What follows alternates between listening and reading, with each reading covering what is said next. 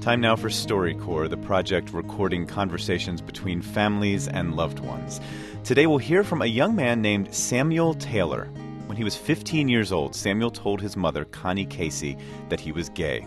She sent him to a series of conversion ministries associated with Exodus International, a self-described Christian ministry that promoted reparative therapy for homosexuals. Last week, the group shut down and apologized for trying to, quote, correct same-sex attractions. Samuel and his mom recently sat down for StoryCorps to talk about that experience. You feel like being gay is like a virus. It's like you have to get rid of this because this is what you're doomed for.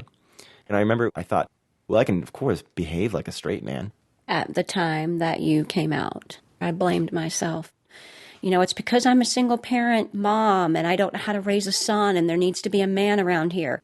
Somehow I did this to you, and now you were going to be relegated to a life of horror.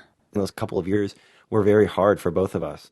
Your first year of college, when you went away to school and came back and we had this conversation again, was the first time that I really felt in my heart that it was time to take a look at everything that I'd ever been taught to believe.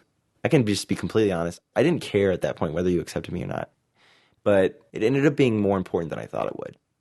When I had come home sophomore year, I saw on the fridge a magnet. And on the magnet was a rainbow heart that says, "Love is spoken here." And so, what kind of advice could you give to a parent who has not come to that same conclusion? I guess the overriding feeling is that no matter how strongly you think you believe something, at the end of the day, you just always have to love and accept your kid. It's non-negotiable as far as I'm concerned. I don't think I've ever told you that I completely and 100% forgive you. It's part of what we had to go through to get to where we are today. And for that, I'm not only forgiving, I am grateful.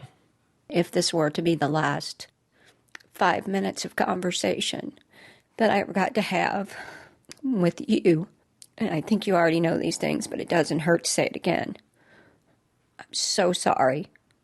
And I could not be more proud of the human being that you are. You're just an amazing, awesome human being. That's Connie Casey speaking at StoryCorps with her 22-year-old son, Samuel Taylor, who went through what some call conversion therapy with the now defunct Exodus International. Their conversation will be archived at the Library of Congress, and you can get the podcast at npr.org.